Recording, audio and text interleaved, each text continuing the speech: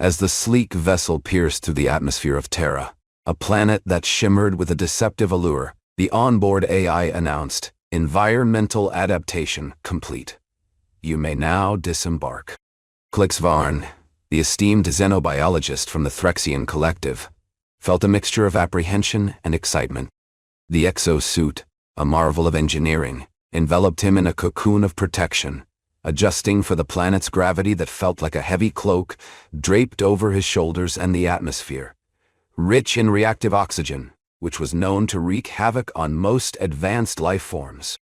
Klyx had studied countless worlds, but Terra was a conundrum, a place where the laws of survival seemed to bend in favor of the humans, who, despite being classified as Deathworlders Class 7, had somehow managed to thrive. The landing site had been meticulously chosen, an isolated stretch of the obsidian ridge, where jagged rocks jutted into the sky, and the air was thick with the scent of pine and earth. This was a location that, in theory, should have been a death trap for any being not adapted to its harshness. Yet, Klyx's preliminary scans revealed a thriving ecosystem, teeming with life and complexity. He couldn't shake the feeling that the humans had not only adapted to their environment, but had also developed an uncanny ability to navigate its dangers, a phenomenon that baffled the collective's understanding of evolutionary biology. With each step, Klyx's sensors detected anomalies that defied the established norms of the Intergalactic Biological Oversight Division. The humans were not merely surviving. They were flourishing, seemingly unfazed by the predatory fauna that lurked in the shadows of their existence.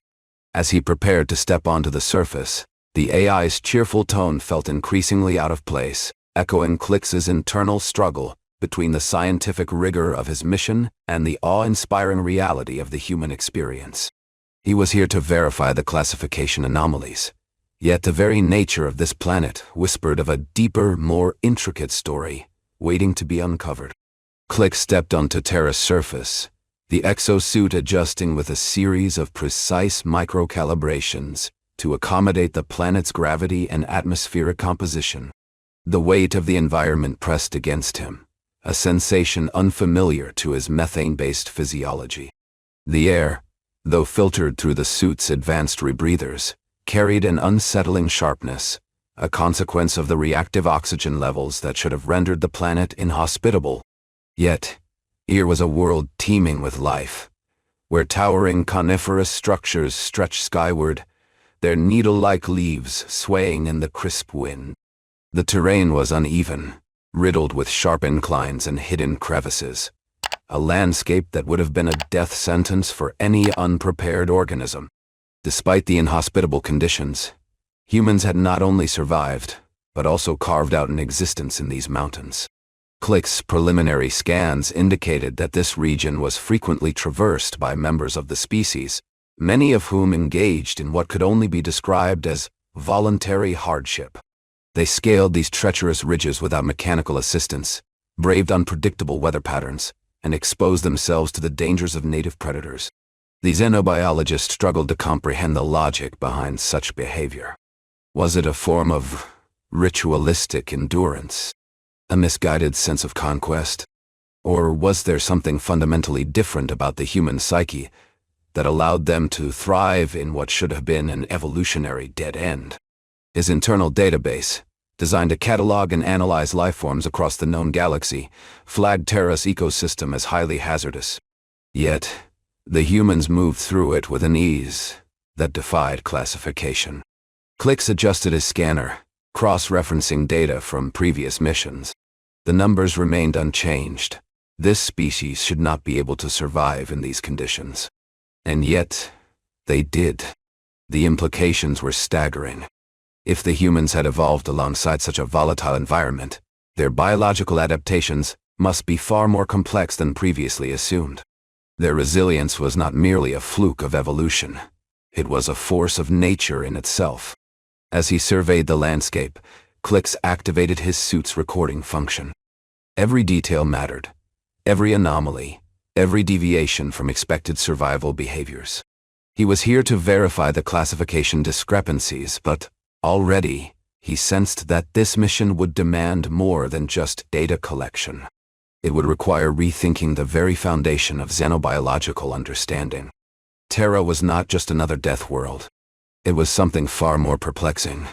And the humans, the so-called mostly harmless species, were at the center of that mystery.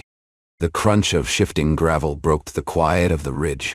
Klyx froze, his multi-lensed visor scanning for the source of the disturbance. A figure emerged from the dense undergrowth, moving with a casual confidence that contrasted sharply with the hazardous terrain.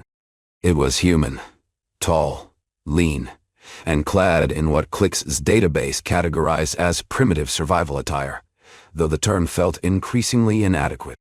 The being's biosignature was stable, its posture relaxed, and yet its presence here was an anomaly. The landing site had been chosen precisely for its remoteness and its lack of human activity. And yet, this individual stood before him, unbothered by the environmental dangers that should have incapacitated an unassisted organism. "I assume you're not the first," the human said, its voice carrying through Klyx's translator in a tone that suggested amusement rather than alarm. "Your cloaking tech's got a bit of a glitch. The way the air ripples around you, it's like watching a heat mirage." Klyx hesitated. His camouflage field was state-of-the-art, designed to render him nearly invisible to most species. The fact that this human had detected him without any apparent difficulty was troubling. His sensors registered no signs of distress or aggression, only curiosity. This was not the expected reaction of a primitive species encountering an advanced life form. "I am conducting non-invasive observational research," Klyx finally responded, his voice modulated through the translator to avoid overwhelming the human with his species' natural ultrasonic frequencies. "Your planet's classification status requires verification. I assure you, my presence poses no threat." The human adjusted the straps of its pack and grinned. "So, you're a space zoologist, here to figure out if we're dangerous?" Klyx's internal systems flagged the expression. His xenobiology database suggested that a human grin could indicate either friendliness or imminent predation. He recalibrated his defensive protocols accordingly. The Threxian collective merely requires confirmation of certain statistical irregularities regarding your species' survival capabilities. The human laughed, a sound that sent a ripple through Klyx's auditory sensors. "You mean you're here because we don't fit your neat little categories?" Klyx did not respond immediately. The human's words were disturbingly accurate. His mission was supposed to be a routine verification, a minor correction to the collective's classification system. But already, the data was proving inconsistent with established models. "Your species has encountered other observers before," Klyx stated, his tone carefully neutral. "You are aware of our presence?" The human shrugged. "Some of us are. Most just think the weird sightings are hallucinations or government experiments. But yeah, I've met a few of your kind. You all seem to have the same vibe. Watching, studying, trying to figure out if we're a threat." Klyx's internal processors whirred. This was not how first contact was supposed to unfold. Klyx's processors whirred as he analyzed the human statement. This was not just an anomaly. It was a revelation that challenged the very foundation of xenobiological research. If this being had encountered multiple alien observers and remained unbothered, then the collective's understanding of human behavior was fundamentally flawed. He recalibrated his sensors, searching for any signs of deception or exaggeration, but found none. The human was neither alarmed nor hostile.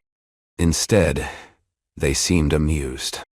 "I'm Aria," the human added, extending a limb in a gesture Klyx's database identified as a handshake. He hesitated.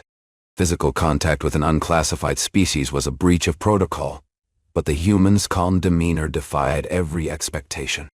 Against his better judgment, he extended one of his own appendages, a flexible, segmented limb designed for precision rather than strength. Aria clasped it briefly before releasing, her expression unreadable. "Your kind's not exactly subtle," she said, nodding toward the sky. "Some of us have been spotting your ships for years. Most just don't report it. You know how bureaucracy gets." Klyx's internal systems flagged her words. The human was not only aware of their presence, but had been tracking them.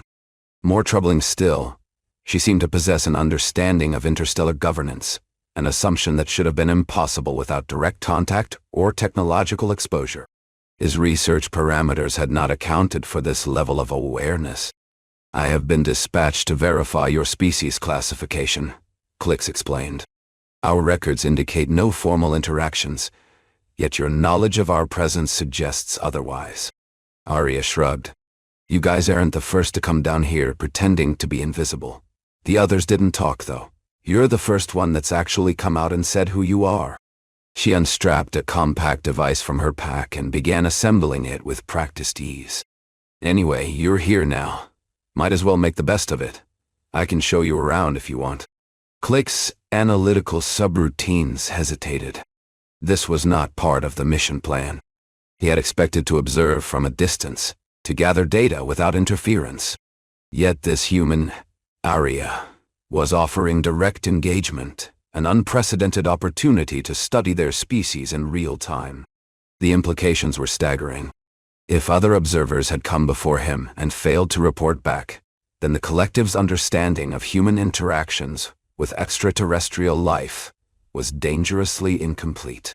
"You are aware of our kind?" he asked cautiously. "You have encountered other alien species?" Aria's grin widened. "Enough to know you're not the only ones watching. Some of you are more obvious than others." She gestured toward the ridge. "This trail leads to some of the more interesting terrain. If you want real data, you'll need to see how we handle ourselves in the wild." Klyx's suit automatically adjusted its recording functions. The human was not just an anomaly. She was a key to understanding the species as a whole. He hesitated only a moment longer before nodding. "Very well. I will accompany you." Aria chuckled. "Good. I was getting tired of solo treks anyway. Let's see if you can keep up." As they set off along the winding trail, Aria led the way with an ease that belied the treacherous terrain. The path was narrow, flanked by steep cliffs on one side and a sheer drop into a thicket of thorns on the other.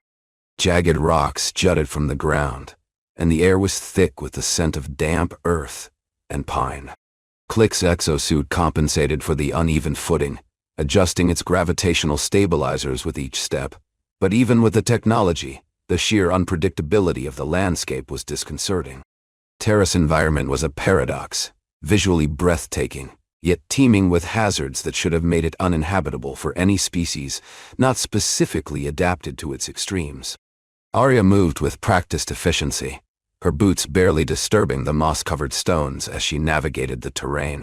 Klyx's scanners registered micro-variations in the environment, shifting wind currents, subtle changes in temperature, and the faintest rustle of leaves that suggested unseen movement. Yet Aria appeared unfazed, her attention seemingly fixed on the path ahead, rather than the potential dangers lurking within the forest. "This area is known for seismic shifts," she said casually, stepping over a narrow fissure that Klyx's suit immediately flagged as a potential collapse hazard. "The ground can be unpredictable, especially after the last storm season." Klyx processed her words. "Your species willingly exposes itself to unstable terrain?" Aria smirked. "Sometimes. Other times we don't have a choice. But yeah, a lot of us come out here for the challenge. Makes us appreciate what we've got." Klyx's internal algorithms struggled to categorize her reasoning. The human concept of appreciation seemed to extend beyond mere survival. It was an active engagement with the very forces that should have eradicated them. As they continued, the terrain grew steeper, forcing Klyx to recalibrate his suit's energy distribution to maintain stability.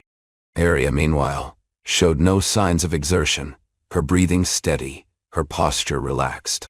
Suddenly, a low-frequency tremor pulsed through the ground. Klyx's sensors detected a sudden shift in subterranean pressure, and his suit automatically adjusted its stance to brace for instability. Aria, however, stopped mid-step and turned toward a cluster of dense undergrowth.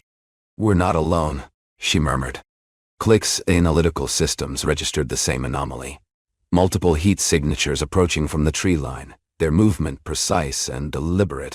His suit's threat assessment protocols activated, shifting into defensive mode. He turned his multi-lensed visor toward Aria. Your species does not retreat from potential threats. Aria exhaled, her gaze locked on the undergrowth. Not unless we have to. Sometimes, you have to face what's coming. The rustling grew louder. Klyx's internal processors raced through possible classifications. Predatory behavior, territorial defense, ambush tactics. The data was inconclusive. The human did not move to flee or defend, yet her posture shifted slightly, her grip tightening on the compact device she had assembled earlier. Then, a figure emerged from the trees. Not human. Not any known species in the collective's database. Klyx's suit registered a biosignature that defied categorization. An organism with a mass exceeding 600 kilograms, its musculature dense, its posture predatory. Aria did not flinch. Well, she said, voice calm but edged with something Klyx could not yet identify. This should be interesting. The creature that emerged from the underbrush was a marvel of evolutionary design. A being Klyx had only encountered in the most obscure corners of the collective's database. Standing nearly 4 meters tall, it was covered in a sleek, iridescent hide that shimmered like a mirage under the sun. Its elongated limbs, tipped with razor-sharp claws, flexed with a predatory grace that sent a chill through Klyx's exosuit.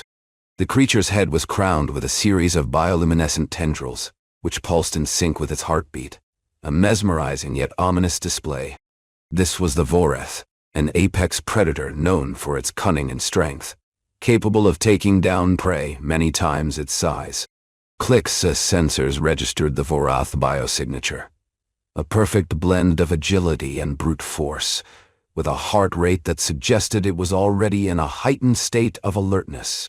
His suit's threat assessment protocol surged into overdrive, calculating the predator's potential for aggression. The Vorath's eyes, dark and unyielding, locked onto Aria with a predatory intensity that made Klyx's internal systems falter. He could almost hear the collective gasp of disbelief from the Threxian researchers, who had underestimated this creature's ferocity. "Stay back," Aria whispered, her voice steady but low, as she shifted her stance, positioning herself between Klyx and the Vorath. She unclipped the compact device from her pack, revealing a sleek, metallic contraption that resembled a cross between a weapon and a survival tool. This is going to get messy. Klyx's analytical processors whirred, attempting to categorize the Vorath's behavior. It was not merely a predator. It was a force of nature, embodying the raw power of Terra's ecosystem. The creature sniffed the air, its nostrils flaring as it detected the presence of the 3 beings. With a sudden burst of energy, it charged forward, a blur of motion that sent Klyx's suit into defensive mode. Aria reacted with instinctual grace, sidestepping the Vorath's initial assault and drawing a sharp blade from her waistband. The predator turned swiftly, its bioluminescent tendrils flickering in a warning display. Klyx's heart raced as he observed the ensuing confrontation. Aria's movements were fluid, a dance of agility and strength that defied the odds. She lunged, her blade slicing through the air, narrowly missing the Vorath's hide. The predator roared, a sound that reverberated through the forest, echoing Klyx's growing alarm. In a moment of sheer audacity, Aria darted toward the creature, her eyes alight with a mix of fear and exhilaration. "You're not the only one with a bit of a fight in you," she declared, her voice rising above the chaos. The Vorath hesitated, momentarily thrown off by her unexpected aggression. Klyx's sensors detected a shift in the predator's posture, a flicker of uncertainty that was quickly replaced by a fierce determination to assert dominance. As the Vorath lunged again, Aria sidestepped, using the terrain to her advantage. She struck out with her blade, this time connecting with the creature's shoulder, drawing a line of blood that glistened in the sunlight. The Vorath snarled, its bioluminescence flaring brightly, but Aria didn't falter. Instead, she pivoted, her movements calculated and swift, engaging the predator in a deadly game of cat and mouse. Klyx watched in awe, the human's ability to adapt and confront danger, head-on reshaping his understanding of their species. The encounter was not just a fight for survival. It was a revelation of the human spirit, a testament to their resilience in the face of overwhelming odds. Klyx's exosuit recorded every second of the confrontation, its sensors struggling to process the sheer improbability of the scene unfolding before him. Aria's movements were not those of a species clinging to survival by sheer luck. They were deliberate, efficient, and disturbingly effective. She had not only evaded the Vorath's initial assault, but had also managed to wound it, a feat that should have been impossible for a being of her size and apparent fragility. Yet, she did so with a level of confidence that bordered on arrogance. His internal processors scrambled to reconcile this with the Threxian collective's classification of humans. The database labeled them as Deathworld Class 7, a designation reserved for species that endured harsh planetary conditions through sheer tenacity rather than adaptive superiority. They were supposed to be reactive, not proactive. Their survival should have been a matter of endurance, not strategic engagement. And yet, Aria was doing more than surviving. She was dictating the terms of the encounter. The Vorath, wounded but undeterred, circled back, its bioluminescent tendrils pulsing erratically. Aria adjusted her stance, her grip tightening on the blade as she prepared for another strike. Klyx's suit automatically recalibrated its defensive protocols, preparing to intervene if necessary. But the human's next action rendered his calculations irrelevant. She did not retreat, nor did she attempt to overpower the predator. Instead, she feinted to the right, then pivoted sharply to the left, using the terrain to her advantage as she drove her blade upward into the Vorath's flank. The predator let out a guttural snarl, its massive form recoiling from the strike. Klyx's sensors registered the damage, minor, but enough to disrupt the Vorath balance. The human was not fighting with brute force. She was adapting in real time, exploiting weaknesses in the predator's movement, and using its own momentum against it. This was not the behavior of a species that had merely survived its environment. It was the behavior of one that had mastered it. The Vorath, now visibly agitated, launched another attack, but Aria was ready. She sidestepped, then drove her blade into the creature's exposed side with a precision that defied logic. The predator staggered, its bioluminescent tendrils dimming as it assessed the unexpected challenge. Klyx systems flagged the anomaly. Humans were not supposed to possess this level of combat efficiency. And yet, here was one, standing amidst the chaos with an almost casual disregard for the danger. As the Vorath retreated, its instincts overridden by pain and uncertainty, Klyx's analytical routines reached a singular, inescapable conclusion. The human species was not merely surviving on Terra. They were thriving, not just as prey adapting to hardship, but as apex predators in their own right. The implications were staggering. If one human could hold their own against a Vorath, what might an entire civilization of them be capable of? Klyx's report would not be a simple correction of statistical anomalies. It would be a complete reclassification. The emergency session of the Intergalactic Biological Oversight Division was unlike any Klyx had witnessed before. Representatives from the Threxian Collective, the Crystalline Dominion, and the Zephyric Swarm gathered in the Grand Assembly Hall, their expressions a mixture of disbelief and alarm. The holographic display flickered with the footage of Aria's encounter with the Vorath, each frame a stark reminder of the human species' unexpected prowess. Klyx stood at the center, his exosuit still buzzing with residual energy from the recent confrontation as he prepared to present his findings. "Your Honors," he began, his voice steady but laced with urgency. "The data I have gathered fundamentally challenges our understanding of human capabilities. They are not merely survivors, they are strategists, capable of engaging with apex predators in a manner that suggests a deep-seated evolutionary advantage." High Classifier Vex Nordal, a towering figure from the Crystalline Dominion, leaned forward, their facets reflecting a kaleidoscope of concern. "But how can this be? We have long classified them as mostly harmless.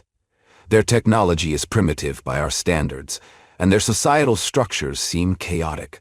Yet, this footage—" They trailed off, clearly unsettled by the implications. Ambassador Creel of the Draconian Empire chimed in, his voice a low growl.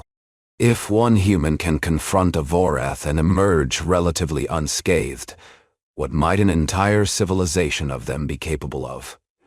We must consider the possibility of coordinated aggression. They could be a threat to our very existence. The assembly erupted into a cacophony of voices, each representative grappling with the new reality. Klyx's internal processors struggled to keep up with the rapid-fire questions and concerns. What about their ability to adapt?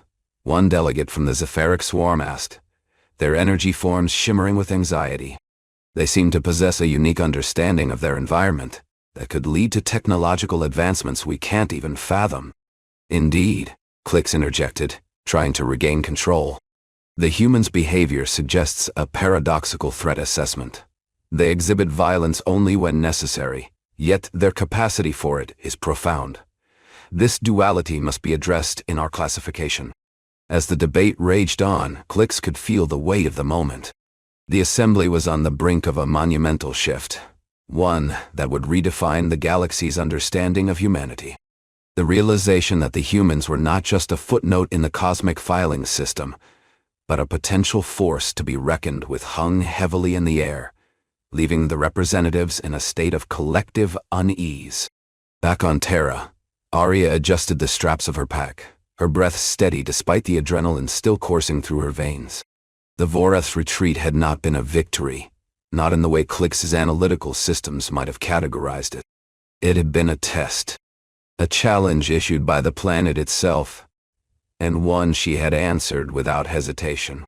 She turned to the xenobiologist, whose suit was still recalibrating from the encounter. So, she said, wiping blood from her blade with a practiced motion, did you get what you were looking for? Klyx's processors hesitated before responding. Your species' ability to engage with apex predators defies our established models. You do not simply survive in your environment, you dominate it. Aria chuckled, the sound carrying an edge that Klyx's translator struggled to interpret.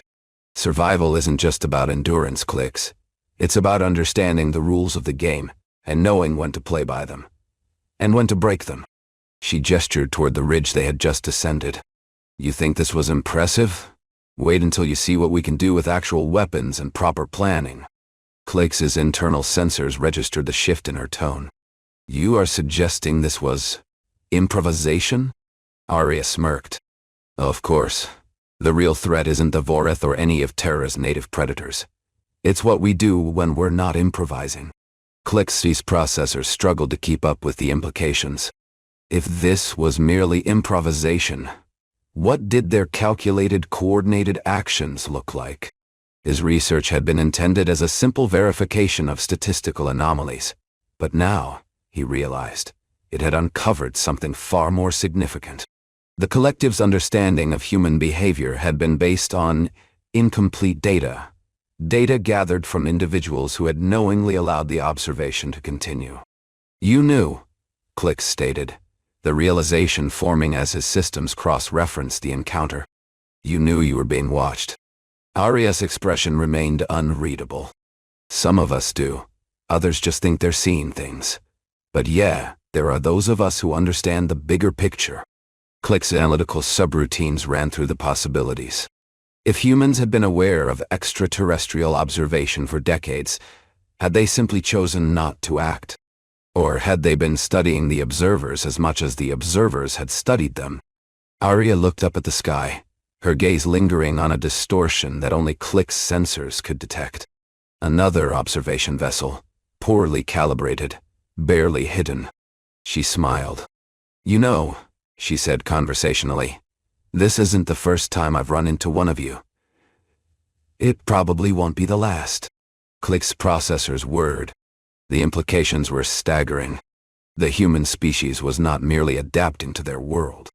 They were playing a game that spanned far beyond their planet. And disturbingly, they seemed to be winning. Klyx's processors whirred as he analyzed Aria's words. The human's casual acknowledgement of extraterrestrial observation was unsettling, But more disturbing was the implication that some among her species had been aware of the collective's presence for decades. His internal systems flagged a dozen new variables, data points that should have been included in every prior classification assessment. If humans had been tracking alien observers without formal contact, what did that suggest about their technological capabilities? Their perception? Their intent? Aria adjusted her pack and began the trek back along the ridge, her movements still fluid despite the physical toll of the encounter. Klyx followed, his suit's scanning functions operating at maximum efficiency. The terrain was treacherous, but she navigated it with the same ease as before, as if the very ground beneath her feet was an extension of her instincts. "You know," she said, glancing back at him, "a lot of people don't understand why we do what we do. Why we climb mountains, walk through dangerous forests, and fight things that should logically eat us for breakfast." She exhaled sharply, as though considering how to phrase something complex. "But it's not just about survival. It's about proving that we can, that we're not just reacting to our world, we're shaping it." Klyx's analytical subroutines faltered. This was not a mindset he had encountered before. Most species adapted to their environment out of necessity, not choice. Yet here was a human, not only surviving in a landscape that should have been lethal but thriving within it, embracing the unpredictability as a challenge rather than a threat. His suit's long-range scanners detected movement in the sky, a distortion, barely perceptible, but unmistakable to his finely tuned instruments. Another observation vessel, larger than his own, had entered the region. The collective's monitoring division had taken notice. The footage of the Vorath encounter would not remain classified for long. Aria looked up, her eyes narrowing slightly. Then, to Klyx's astonishment, she waved. The xenobiologist's internal systems froze for a fraction of a second. "You can see them?" he asked, his voice barely above a whisper. She grinned. "Oh, I can see them, and I know they can see me." She gestured vaguely toward the sky. "Just another part of the game." Klyx's processors struggled to categorize this new revelation. The human species was not merely surviving in the shadows of galactic observation. They were playing their own role in a game the collective had not even realized was being played. And now, the other players had been made aware that their presence was no longer a secret.